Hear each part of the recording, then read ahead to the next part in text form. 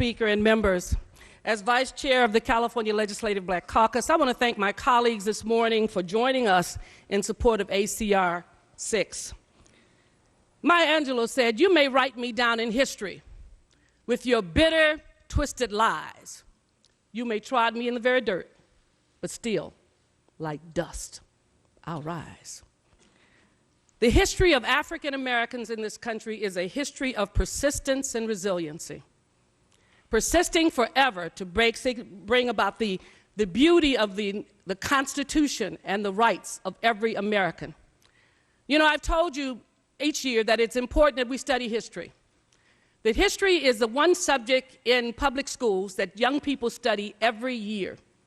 And it's not because they can't memorize the facts and the numbers and the people, but it's because in the process of teaching history, you are building character. You're building an allegiance. And you're also providing the possibility of what the future may lie for a person who identifies with that history. Clearly, the absence of history obviously has the opposite effect. And so African Americans spend their lives not knowing who their ancestors are, not understanding completely how long they have struggled and how hard they have struggled, most important, but the victories that they have achieved. And so history then becomes important. I told you last year about my father who left Hope, Arkansas, because he refused to say yes, sir, no, sir, and the impact it had on our lives. But I also want you to know that I sometimes, you ask questions, why is it that I'm such an advocate for education? And I want to let you know that if you really study the history of African Americans, you can then apply that history to what you ought to be doing today.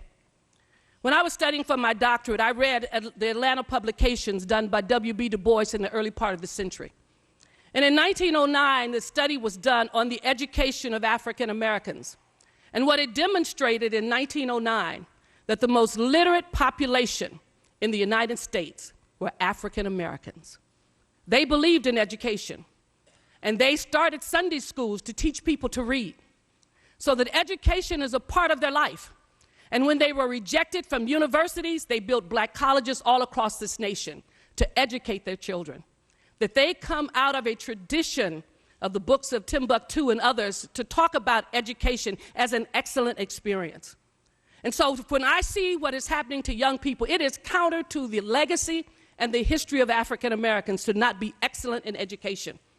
And so we have had the alternative facts about young people in education, when if we had the real information, we would clearly understand, very clearly, the importance of education in the African American community. So I look at these things in terms of African American history, and if we looked even in this House, the first African American who served in this House authored legislation to build UCLA. Once again, the issue of education being central to the life of African Americans. And so I challenge you to look at this not just as something we're going to do today as an activity, but to begin to understand the deep-rooted history of African Americans in this country. The fact that this country is great because it was built on the free work of African Americans, slave labor. That it built the economic strength of this nation that allowed it to fight in wars all around the world because they could build a small nation very quickly on free labor. And so we have to ask ourselves critical questions about what is happening and how. And yet, in spite of all of that, we are people who persist.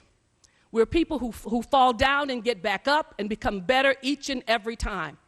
And we're also the ones who really believe in the essence of this country.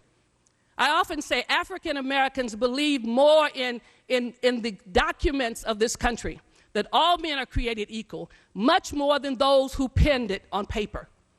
We have fought more in war. We have fought for justice and equality, not just in the wars, but in the streets of this nation, longer and harder than every American has fought in any war around this nation. And we continue to struggle and to fight. And despite all that, we are still the people of hope, still the people who believe that this nation is worth saving, that we have a part in it, and we inspire other movements and other individuals to do so. So I ask that you join us today in terms of this resolution as we celebrate ACR 6. And I'm going to conclude, if I may, Madam Speaker, with the words of James Weldon Johnson, who really gives you the history, the struggle, the perseverance of African Americans in this country. May I read, Madam Speaker? Without objection. James Weldon Johnson wrote in the early part of the century and eventually became the Black national anthem. He said, "Lift every voice and sing till earth and heaven ring. Ring with the harmonies of liberty. Let our rejoicing rise high as the listening skies, and let it resound loud as a rolling sea.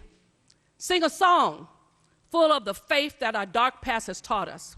Sing a song full of the hope that the present has brought us. Facing the rising sun, as our new day begun, let us march on till victory is won. Stony the road we've trod, and bitter the chastening rod felt in a day when hope, unborn, had died. And yet with a steady beat, have not our weary feet come to the place for which our fathers have sighed? We have come over a way that with tears have been watered. We have come, treading our path through the blood of the slaughtered, out from the gloomy past, till now we stand at last where the white gleam of our bright stars cast. God of our weary years, and God of our silent tears, thou who hast brought us thus far on the way, thou who hast by thy might led us into the light, keep us forever in the path, we pray. Lest our feet stray from the places, our God, where we met thee, and lest our hearts, drunk with the wine of the world, we forget thee. Shadowed beneath thy hand, may we forever stand, true to our God and true to our native land. Members, on behalf of the California Legislative Black Caucus, I thank all of you for celebrating Black History Month. I thank all of you for recognizing the tremendous contributions that they have made. I thank my former members who are here today, who give us strength, who give us courage, and whose shoulders we stand on as we reach higher and higher to live up to your legacy, but most importantly, to live up to the legacy of our ancestors who came here and who gave us the strength and the purpose to fight and the purpose to basically fight for everyone for their rights and justice and equality.